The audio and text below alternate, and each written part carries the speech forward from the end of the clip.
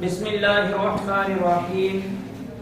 आज ही हमारे पास chapter number 4 में से एक्सरसाइज नंबर 4 है, यानी 4.4।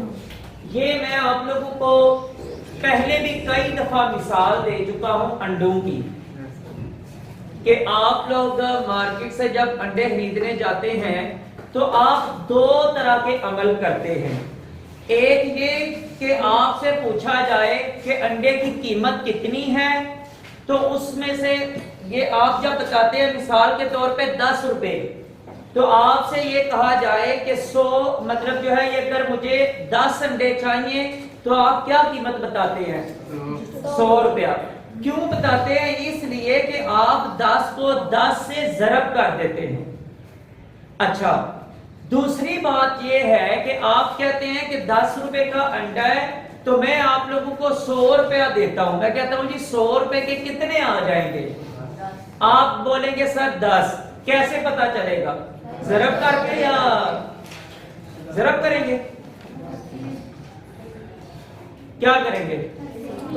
तकसीम करेंगे। किसको किस पे? 10 को 100 पे जो है ये तकसीम करेंगे, तो उस वक्त हमें पता चलेगा कि जनाब ये 100 रुपए के अंदर 10 अंडे जो है ये आ जाते हैं। यानी हम लोग दो काम करते हैं, एक तकसीम का और एक ज़रब का। 4.4 एक्सरसाइज के अंदर आप लोगों का हिसाब भी बस यही है। आपने ऐसे समझ लें कि अंडों की ही कीमतें निकालनी है। दो ही काम करने हैं, या आपको पैसे दिए जा रहे हैं इतने अंडे ले आओ, कितने आ जाएंगे, या आपसे पूछा जाएगा कि जनाब इतने अंडों के पैसे कितने बनते हैं। बस ये दो काम है इसमें। काम क्या है? काम यह है कि आपको मुख्तलिफ करेंसियां दी गई हैं। मसलन पाकिस्तानी करेंसी में इस वक्त जो डॉलर की कीमत है वो कितनी कीमत है? तकरीबन है 250 रुपया। लेकिन यहाँ पे उसने लिखा हुआ है कि 99.800 जो है वो लिखा हुआ है। अच्छा, अब क्या है, एक बंदा बाहर जाना चाहता है अमेरिका। अब अमेरिका में पाकिस्तानी रुपीस नहीं चलते भाई, वहां पे उसने डॉलर्स लेके जाने हैं। उसके पास जितने भी पैसे हैं वो उनको कन्वर्ट करवाएगा डॉलर्स में। ऐसा ही है। जब वो उनको कन्वर्ट करवा लेगा तो पहली तो बात यह है कि वो उसके पास पैसे कितने हैं, उतने पैसों के डॉलर्स मिलेंगे कितने। ये बात मैं आप लोगों से पहले भी कही है अंडों वाली मिसाल में, कि एक बंदा 100 रुपया देता है, उसको अंडे मिलेंगे कितने। इसी तरह एक बंदे के पास 70,000 रुपया है, उसको डॉलर्स मिलेंगे कितने। क्या करेंगे हम? उसको जो है ये डिवाइड करेंगे $1 की प्राइस पे। जिस तरह हम लोगों ने 100 को डिवाइड किया एक अंडे की प्राइस पे, तो इस तरह करके तो हमें पता चल जाएगा कि जनाब उसको कितने डॉलर्स मिलेंगे। अच्छा जी, इस एक्सरसाइज के अंदर बस यही काम है। इस एक्सरसाइज में बस यही काम है।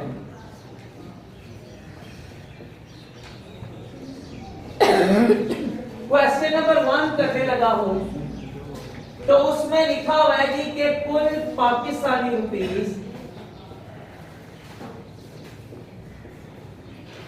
वो है 70,000 रुपए। इसमें हम लोगों ने डॉलर खरीदने हैं बाहर जाने के लिए। 70,000 के हमने डॉलर खरीदने हैं बाहर जाने के लिए। तो डॉलर की कीमत दी गई है, कहते हैं जी कि एक अमेरिकी डॉलर जो है ना ये बराबर है 99.80 के।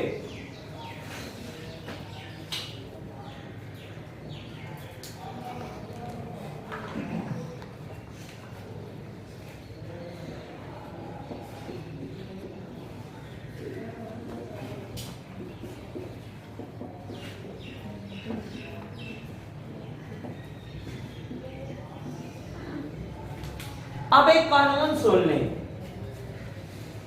जब बड़ी यूनिट से छोटी यूनिट में जाना हो, जब बड़ी यूनिट से छोटी यूनिट में जाना हो तो हम लोग करते हैं ज़रब। जब बड़ी यूनिट से छोटी यूनिट में जाना हो तो हम लोग ज़रब करते हैं। मिसाल के तौर पे 1 किलोमीटर में कितने मीटर्स होते हैं? 1000। ठीक है, अच्छा ये तो आपको पता है कि 1 किलोमीटर में 1000 होते हैं। मैं कहता हूँ कि 5 किलोमीटर में कितने होते हैं? आप क्या करेंगे? कैसे पता चला? आपने 5 को 1000 से ज़रब दी तो आपको पता चल गया कि 5 को 1000 से ज़रब दें तो 5000 बनता है। ये किलोमीटर से हम लोग जा रहे हैं मीटर में, बड़ी से छोटी में जा रहे हैं।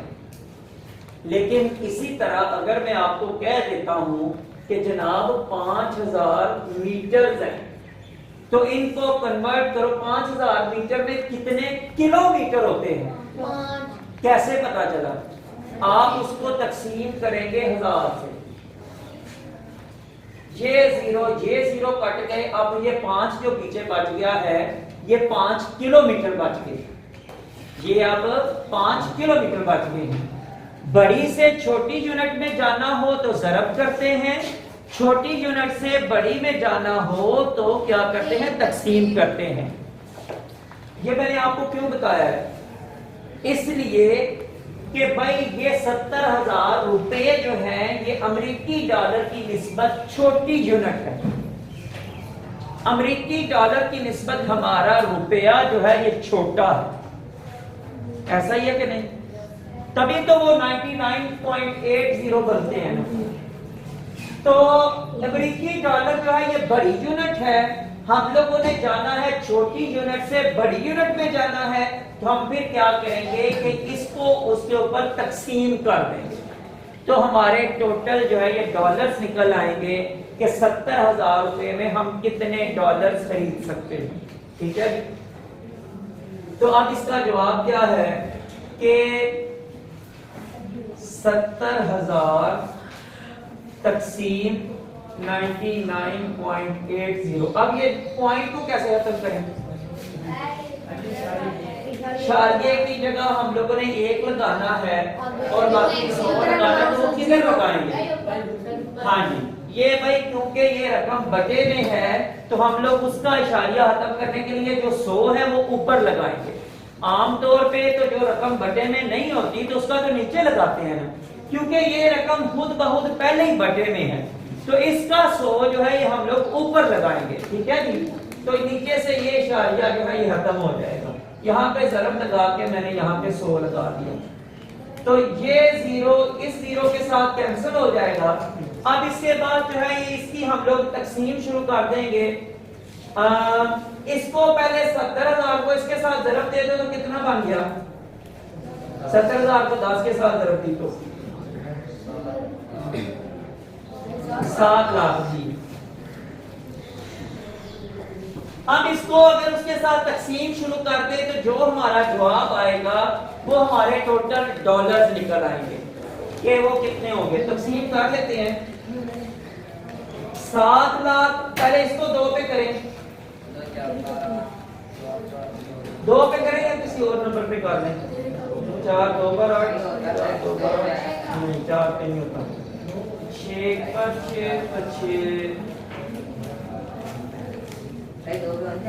2 पे हो जाता है। 2 पे तो क्योंकि जुफ्त दर्ज हुआ तो 2 पे हो जाना है इसमें।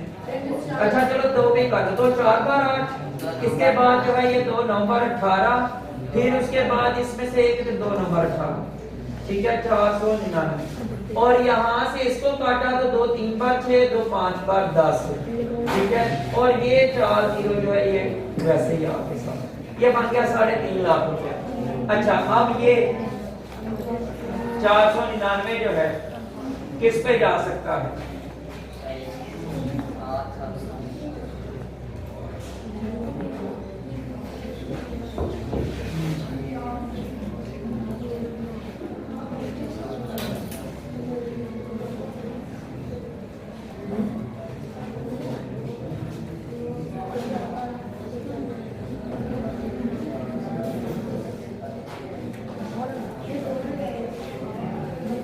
किस पे जाएगा? ये 2 पे जा सकता है।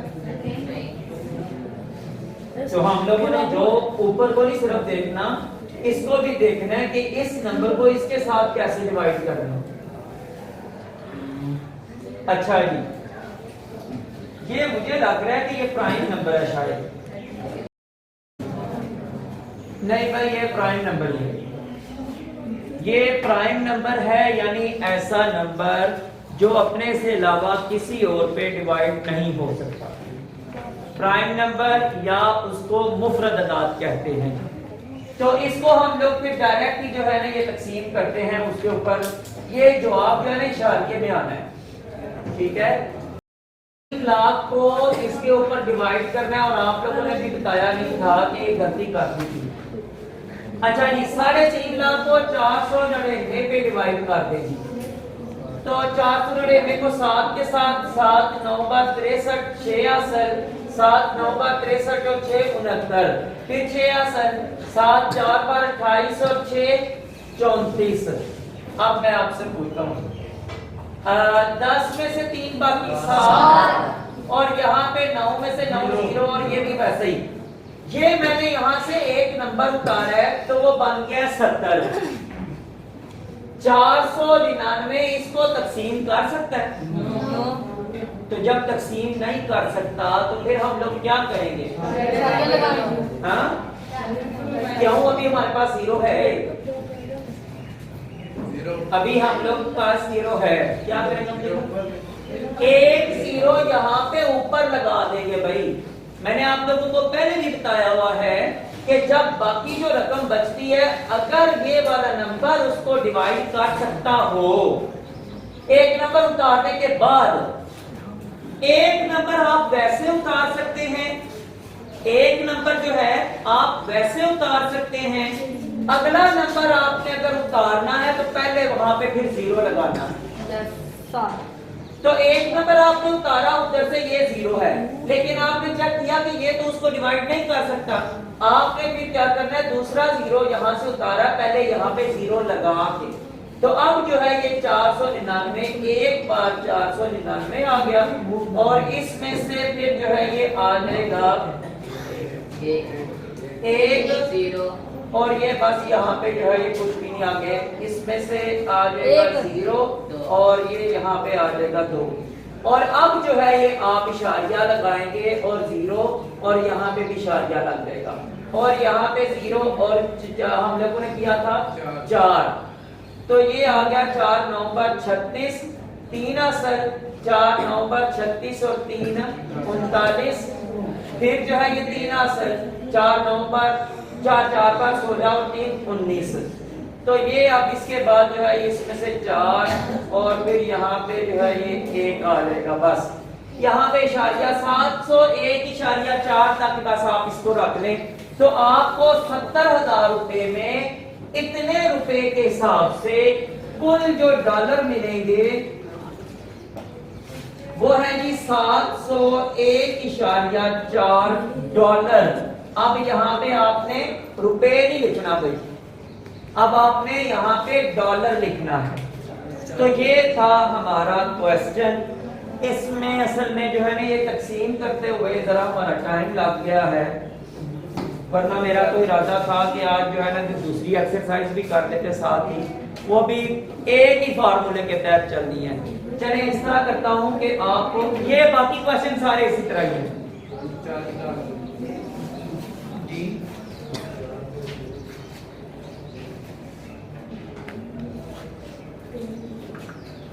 इस 4 के आगे आप जितने मर्जी 0 लगाते रहे, ठीक है। ये इशारे के बाद लिखा हुआ है, इस 4 के आगे आप जितने मर्जी 0 लगाते रहे, कोई इशू नहीं, ना भी लगाएं तो तब भी कोई इशू नहीं, ठीक है। तो वैसे जो है ये मैं आपको बता दूं कि 0 क्यों लगा है। वो ये है कि आप फिर देख रहे हैं कि जनाब ये जो 14 यहां से बचा था, हम लोगों ने एक 0 यहां पे उतारा, अब ये 140 उस पे डिवाइड हो सकता है? नहीं हो सकता। हम फिर क्या करेंगे? जवाब के अंदर एक 0 लगाएंगे और एक और 0 फिर यहाँ पे उतारेंगे। इसलिए यहाँ पे जो है ये 0 लगा हुआ है जवाब के अंदर, लेकिन मैंने चूंकि तकसीम यहाँ पे ही रोक दी थी, इसलिए मैंने यहाँ पे आगे चला ही नहीं हूं, तो मैंने 0 लगाया ही नहीं। ठीक है जी। अच्छा जी, अब जो अगली एक्सरसाइज है उसका मैं आप लोगों को फार्मूला लिखवा देता हूं। आज आप फार्मूला जो है ये देख लें कि उसका अपने माइंड में बना लें कि इसका ये फार्मूला चलेगा। इसके बाद जो है ये कल इंशाल्लाह ताला फिर उसके एक्सरसाइज के क्वेश्चन करेंगे। और ये जो फार्मूला मैं आपको लिखवाने लगा हूं ना, ये आप लोगों का रिजल्ट के अंदर बहुत इस्तेमाल होता है। सिर्फ उसमें एक चीज ऐड कर रहा हूं मुद्दत वाली, वो हमारी एक्सरसाइज के हिसाब से है, वरना ये जो है ना ये आपका रिजल्ट के अंदर बड़ा इस्तेमाल होता है। फार्मूला किसके लिए? आपकी परसेंटेज निकालने के लिए। आप ये देखना चाहते हैं मेरे नंबर कितने फीसद आए हैं, ठीक है, तो उसके लिए फार्मूला है जनाब, हासिल करदा नंबर बटा कुल नंबर ज़रब 100 बराबर है फीसद। आप अपने हासिल करदा नंबर यहां पे लिखेंगे, कुल नंबर यहां पे लिखेंगे, और जनाब ज़रब 100 तो जवाब आपका जो आएगा वो आपका फीसद में जवाब होगा। इस एक्सरसाइज के हिसाब से इसमें साथ मुद्दत दी गई है, तो एक चीज बस ऐड करनी है, ज़रब मुद्दत यहां पे लिख लेना।